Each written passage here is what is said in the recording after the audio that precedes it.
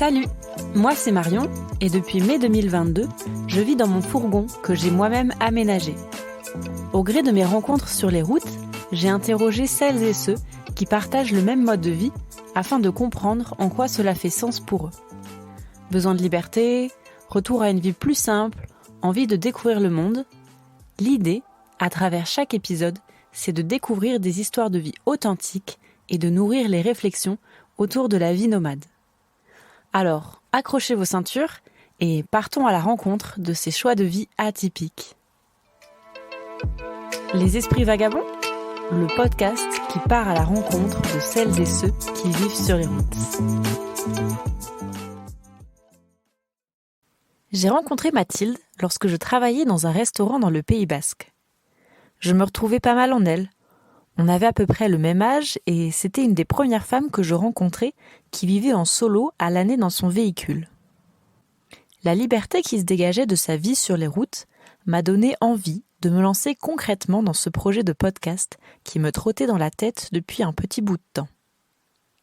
Mathilde vit la plus grande partie de l'année dans son fourgon, depuis 2 ans maintenant, après une première expérience de vie en camping-car. Entre saison dans la restauration et voyage au soleil, elle nous raconte sa vie nomade, faite d'ambivalence. Entre réponse à un besoin de liberté et réalité d'un quotidien sans ancrage. Ça fait depuis 2 ans maintenant. Attends, c'était quand le Covid, le confinement de 1900, je veux dire. Je crois mars 2020, ouais. Ouais, 2020, depuis 2 ans à peu près là maintenant. J'attaque la 3e année, on va dire. Ok. Voilà. Et du coup, tu vis dedans à l'année ou comment ça se passe ? Je vis dedans à l'année, mais tout en ayant un espèce de pied-à-terre chez qui je peux me réfugier de temps en temps quand il fait trop froid, quand j'ai besoin de prendre une douche ou quoi que ce soit. J'ai 2-3 potes chez qui je sais pouvoir squatter, et notamment une mère incroyable qui me permet d'avoir tout ça. Mais j'essaie au maximum de vivre dedans. Et quand je n'y vis pas, l'hiver par exemple en France, c'est compliqué franchement de vivre dans un van. Je pars dans un pays chaud avec. T'as des exemples du coup d'endroits où t'es allée J'y suis partie juste pendant le confinement, juste avant qu'on soit totalement, qu'on n'ait plus le droit de passer les frontières de n'importe quel pays, et que j'ai senti le coup venir et que je voulais pas le passer une énième fois, une 2e fois du moins avec ma famille parce que c'était compliqué. J'ai fini de l'aménager très très très très vite et je suis partie en Espagne et j'ai passé du coup 6 mois dans l'Espagne et dans le sud de l'Andalousie parce que c'était le plus proche et qu'il y fait quand même bon vivre. C'est quoi la place, on va dire, de ton fourgon dans ta vie, quoi ? Quand je voyage pas, franchement, c'est pas mon échappatoire, mais un peu. C'est à la fois mon échappatoire et des fois mon fardeau, dans le sens où j'ai besoin de l'avoir et j'ai besoin de me sentir libre et de pas me sentir obligée de prendre un appartement ou de vivre chez ma mère ou chez des potes, d'être dépendante de quelqu'un d'autre. Mais à la fois c'est dur parce que parfois t'es dans ton fourgon, il fait pas terrible ou t'aimerais être un petit peu plus sédentaire. Mais je sais pas, pour moi c'est ma maison. Même quand je vais chez des gens ou quand je vais chez ma mère pendant un certain temps ou chez des potes, quand je reviens dans mon camion, je suis chez moi, tu vois. Je suis chez moi. C'est vraiment devenu ma maison, quoi. Qu'est-ce qui fait à l'intérieur que, par exemple, tu te sens chez toi ? Comment t'as fait pour l'aménager ? Comme une maison que tu construis, tu vois, dès que c'est toi qui a mis les mains dedans et que c'est un projet que tu veux depuis des années, j'y pensais depuis des années déjà d'avoir un fourgon et d'avoir le mien. Avant ça, j'avais vécu pendant 1 an et demi avec mon ex en camping-car, donc j'avais déjà un peu cette notion de la vie sur les routes, de ce que ça pouvait apporter et des inconvénients également. Donc cette fois-ci, je voulais vraiment avoir mon truc à moi, mon espace à moi. Et en plus, le fait que ça soit moi qui l'aménage avec mon frère, d'ailleurs. Merci Jérémy. Parce que je n'étais pas toute seule sur le projet, je vais pas me... Mais du coup, c'est vraiment cet aspect-là, le fait de l'avoir construit moi-même, le fait qu'il y ait mes affaires personnelles, tout, des souvenirs que j'ai ramenés à droite à gauche, qui me fait me sentir chez moi. Et je sais pas, il y a aussi un truc où c'est peut-être un peu bizarre, mais ça fait des années que je voyage et que je me sens plus réellement chez moi totalement, quelque part. Donc là, au moins, même si c'est tout petit, même si c'est sur 4 roues, c'est mon chez moi. C'est mon petit chez moi. Quand j'entends Mathilde expliquer que la vie nomade la fait sentir chez elle partout, cela fait écho à un article que j'ai lu dans le magazine Socialterre à propos des habitats légers. Dans l'article, le cofondateur de l'association Hameaux Légers, Xavier Guisserot, expliquait la dissociation entre l'habitat et la terre. Si accéder à la propriété est rassurant et sécurisant, nous croyons en revanche que la terre ne nous appartient pas. Je trouve que cette réflexion s'aligne avec l'esprit de la vie sur les routes. Avoir un chez-soi mobile sans posséder la terre. Selon moi, cette vision des choses est aussi en lien avec le respect de la nature et de l'environnement dans lequel on se trouve. L'aspect écologique et le rapport à sa consommation énergétique sont des choses de la vie nomade qui reviennent souvent parmi les personnes que j'ai rencontrées. Pour Mathilde, cette prise de conscience s'est faite au fur et à mesure de sa vie sur les routes et a impacté son quotidien. Ce que tu dis, par exemple, être davantage consciente de l'eau que tu utilises, de l'électricité et proche de la nature. Est-ce que, du coup, ce choix de vie, pour toi, il y a aussi une consonance environnementale ?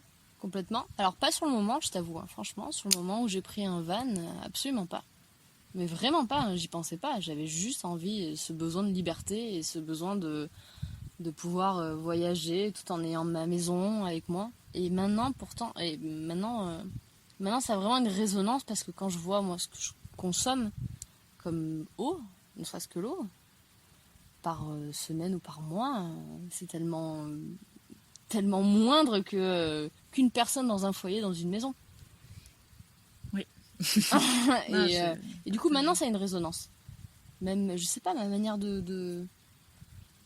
ma manière aussi de me comporter dans la nature. Peut-être qu'il y avait un peu plus jeune, j'avais des comportements un peu plus débiles ou j'ai moins de conscience de ce qui m'entourait et ce qui avait vraiment d'importance et de valeur. Mais ouais. Oui, et d'ailleurs, même quand je vais chez ma mère ou chez mes potes, ils sont hallucinés du peu de temps que je passe sous la douche. Tu vois, comme si j'étais là, que j'avais mon temps à passer, tu vois, comme dans mon camion. Parce que t'as juste 20 litres d'eau pour... Ouais, c'est ça, parce que même pas, enfin, tu sais, quand je me douche avec 3 litres d'eau, tu vois, à tout péter, et je sais pas, maintenant, j'ai ce réflexe de, putain, vas-y, de tout fermer. Pareil pour la vaisselle, un truc tout con, tu vois, quand je vois ma mère faire la vaisselle chez elle, et qui laisse, tu sais, le... Maman, je t'aime, je t'adore, hein, mais c'est le cas. Et que je vois que l'eau elle continue de couler alors qu'elle est en train de faire la vaisselle à côté. En fait, ça c'est pas possible dans un van. C'est pas possible parce que t'as plus d'eau en 2 jours. Et ça tu le gardes et c'est trop bien, c'est de bonnes notions à avoir. Ouais, du coup t'as dit des choses qui m'intéressent pas mal, enfin en tout cas qui résonnent par rapport aussi à mon expérience. C'est le fait de se sentir libre et de pas être dépendante des autres. Ouais. En quoi tu penses que du coup cette vie-là sur les routes, elle permet ça que ne permettrait pas une vie plus classique, sédentaire Déjà, je sais pas, t'as pas ni de loyer à payer, ni de charge, t'es un petit peu complètement même d'ailleurs en marge. Tu deviens un peu plus identifiable, tu vois, ou plus traçable on va dire. Plus ou moins. Et ce côté-là, du coup, t'amène à aimer ça, à avoir l'impression d'être finalement en marge et je sais pas, tu t'es tellement obligé de te débrouiller aussi par toi-même, je trouve, avec ce mode de vie, que ce soit pour avoir de l'eau, pour avoir de l'électricité, pour que du coup, si t'es relié au panneau solaire, si tu vas chercher ton eau, je sais pas, t'es un peu hors système, quoi. Tu fais plus partie d'un espèce de carré, là, où t'es censé avoir ton petit appartement, et Et moi, en tout cas, c'est ce que j'aime aussi. Je sais pas si j'aimerais ça toute ma vie, parce que c'est aussi pas facile, mais en tout cas, c'est ce que moi, pour le moment, je recherche. Cette notion et cette impression de plus avoir l'obligation oui, l'obligation de devoir faire partie de la société pour vivre bien, confortablement. Parce que même si je suis dans mes 3 mètres carrés, je vis très confortablement, beaucoup plus. Puis je suis dans la nature, il y a ça aussi. Ce que Mathilde aime dans sa vie sur les routes, c'est le fait de ne plus être identifiable, plus traçable. Ce choix d'être en marge du modèle de société dominant conduit souvent à des préjugés assez ancrés. Pourtant, vivre en dehors du système capitaliste et fondé sur la spéculation immobilière n'empêche pas de faire partie de la société, dans le sens de la vie en communauté, et de partager des moments et d'échanger avec celles et ceux qui ont choisi une vie plus sédentaire. Du coup, cette vie-là te donnait l'impression de ne pas faire partie de la société.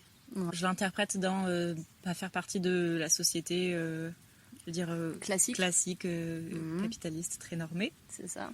Mais est-ce que tu te sens quand même rattaché à la société plus la communauté des gens, quoi? Bien sûr. Oui, parce que ça n'a rien à voir. Je pourrais m'entendre avec un mec qui est un affreux banquier. Je pourrais bien m'entendre avec lui. Je pourrais sociabiliser avec lui. M'entendre, je ne serais pas amie, mais je pourrais parler du moins avec lui. Mais non, ça...